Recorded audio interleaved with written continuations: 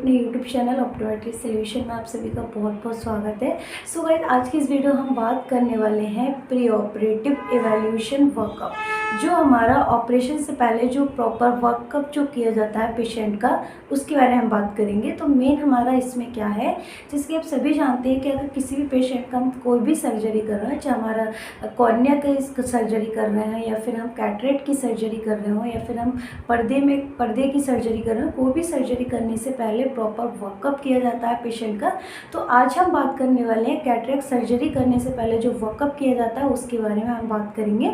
So video में हमारे साथ बने रहिएगा। तो ऑपरेशन से पहले क्या क्या वर्कअप करना होता है पेशेंट का, तो इसको हमने दो भागों में डिवाइड किया है। पहला हमारा जनरल एग्जामिनेशन एंड दूसरा हमारा ocular examination. General ocular examination and पहला हम बात करेंगे ऑकुलर एग्जामिनेशन के बारे में। मीन्स कोई भी पेशेंट हमारे पास आता है तो हमें कौन कौन से टेस्ट करने होते हैं पेशेंट को ऑपरेट करने से पहले। तो सबसे पहले तो हमारा क्या है, विजुअल एक्टिविटी रहता है, क्योंकि मेन हमारा विजुअल एक्टिविटी होता है। Visual activity plus slit lamp examination की उसी से हम आइडेंटिफाई कर पाते हैं कि पेशेंट को कैटरेक्ट है या नहीं है। तो मेन है हमारा क्या है, मेन है हमारा विजुअल एक्टिविटी। मीन्स पेशेंट का विज़न देखते हैं कि विज़न कितना है।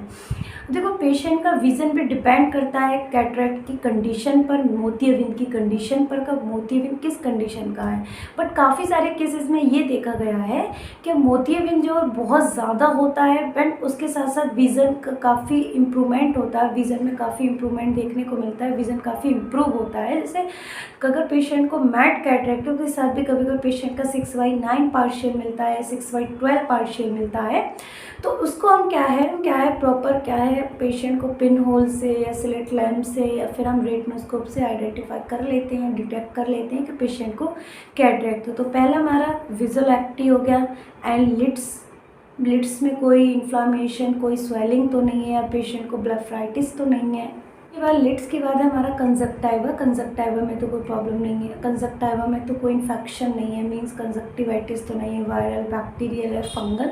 उसके बाद हम देखते हैं कॉर्निया, क्योंकि कॉर्निया या काली पुतली देखना बहुत इंपॉर्टेंट है, क्योंकि अगर काली पुतली में कोई भी प्रॉब्लम होती है तो हमारा विज़न इम्प्रूवमेंट नहीं होता। मीन्स काली पुतली कॉर्निया स्कार है या कॉर्नियल ओपेसिटी है, फिर कैराटाइटिस है, तो उस कंडीशन में क्या है, ऑपरेशन करने के बाद भी पूरा विज़न नहीं आता। क्योंकि काफ़ी बार क्या देखा गया है, जैसे कोई पेशेंट है, नॉर्मली जो हमें ज़्यादातर पेशेंट में देखने को मिलता है कि काली पुतली सफ़ेद होती है, कॉर्नियल स्कार होता है एंड अंदर क्या है, मोतियाबिंद होता है। तो उस कंडीशन में विज़न पूरा नहीं आता है, क्योंकि काली पुतली जब तक क्लियर नहीं होगी तब तक हमें कोई भी चीज़ क्लियर नहीं दिखाई देगी। तो उस कंडीशन का ऑपरेट तो कर देती है, कुछ परसेंट तक रोशनी आ जाती है। बट अगर काली पुतली पूरी तरह क्या है, सफ़ेद है, तो उस कंडीशन में रोशनियाँ नहीं आ पाती, पेशेंट को क्लियर नहीं दिखता आफ्टर कैटरेक्ट सर्जरी। सो अब हम बात करेंगे कि उसके बाद हमारा क्या है, हम काली पुतली देखेंगे एंड चैम्बर्स देखेंगे, हम आईओपी देखेंगे। आईओपी बहुत मस्ट है कि आईओपी तो बड़ा नहीं है पेशेंट का। उसके बाद हम विट्रस देखेंगे, पीछे रेटिना देखेंगे, ऑप्टिक नर्व देखेंगे। तो ये हमारी सारी ऑकुलर एग्जामिनेशन होगा। एंड उधर ही हम बात करें जनरल एग्जामिनेशन की, तो जनरल एग्जामिनेशन में हम क्या है, पेशेंट को देखेंगे, पेशेंट को एलर्जी तो नहीं होती है, उसका बीपी देखेंगे, शुगर चेक करेंगे पेशेंट का, डायबिटीज़ शुगर देखेंगे, बीपी देखेंगे पेशेंट का, और कोई एलर्जी तो नहीं थी, किसी तरह की सेप्टिक तो नहीं होती पेशेंट को, कोई इन्फेक्शन तो नहीं है। इस तरह के हम क्या है, जनरल एग्जामिनेशन करेंगे। तो basically pre operative evaluation workup में हम क्या है, ocular examination and general examination करते हैं। सो गाइस, उसके बाद हम बात करेंगे प्री ऑपरेटिव एवैल्यूएशन में जो हमारी जो मेडिसिन जो चलती हैं, वो कौन कौन सी मेडिसिन हम पेशेंट को देते हैं। सो गाइस, उम्मीद करते हैं वीडियो आपको पसंद आया होगा। वीडियो पसंद आए तो प्लीज़ लाइक कीजिए, शेयर कीजिए, चैनल को सब्सक्राइब कीजिएगा।